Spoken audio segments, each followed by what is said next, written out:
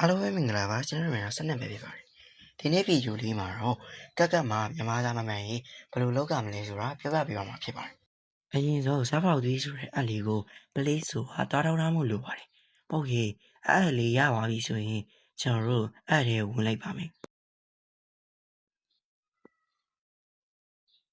အဲ့ဒီကိုရောက်သွားရင်ဒီလိုပုံမှာဖြစ်ပြီးတော့အပေါ်ကစပ်ပါလေးမှာမြန်မာလူရိုက်ရှာမှာပဲဖြစ်ပါတယ်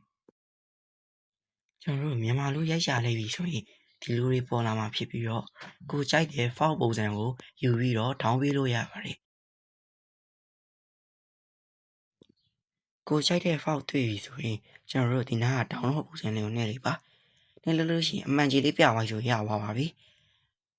ပြီးတော့ကျွန်တော်တို့ကတ်ထဲပြန်ဝင်ပြီးတော့ဒီက tab ဆိုတဲ့ဟာလေးကိုနှိပ်ပြီးတော့ add ဆိုတဲ့ဟာလေးကိုနှိပ်လိုက်ပါ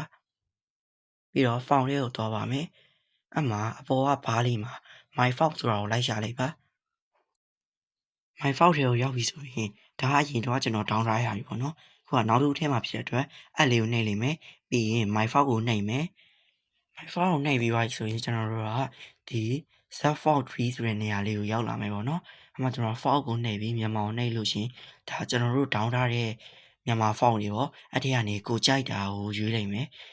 ခုနကတော့ကျွန်တော် down ထားတဲ့ဟာလေးပဲကျွန်တော်ကရွေးလိုက်တယ်ရွေးပြီးသွားလို့ရှိရင်ကျွန်တော်တို့ရွေးလိုက်တဲ့ဟာလေးကိုနှိပ်ပေးလိုက်ပါမယ်အဲ့နေရာမှာကျွန်တော်တို့ကမနှိပ်ဘဲနဲ့ဒီဓာတ်ကြီးပဲပြန်ထွက်လာပြီဆိုပြီးမြန်မာစာကမှန်မှာမဟုတ်ပါဘူးဒါကတတိထားမိအောင်လို့ပြောပြတာပါကျွန်တော်ခုရေးပြပါမယ်ဒါဆိုကျွန်တော်ဟိုမှာသွားပြီးတော့မနှိပ်ရပါဘူးအဲ့ဒါဆိုကျွန်တော်တို့ကဒီမှာ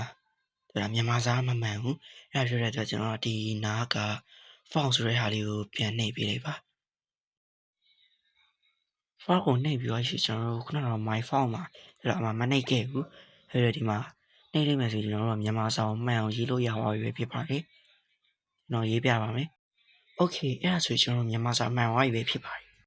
ဒီဗီဒီယိုလေးကိုကြည့်ပြီးတော့ကက်ကမှာမြန်မာစာမှန်အောင်ရေးသားကြမယ်လို့တင်ပါတယ်မရှင်းရလေးနားမရရလေးရှိလေ comment မှာဝေးပေးသွားလို့ရပါတယ် okay ဒီနေ့ဗီဒီယိုလေးကတော့ဒီလောက်ပါပဲနောက်နေ့ဗီဒီယိုရမှာကျွန်တော်ပြန်တွေ့ကြပါမယ်ဟေး like and subscribe လုပ်လို့လည်းမပြောကြပါနဲ့အားလုံးပဲ bye bye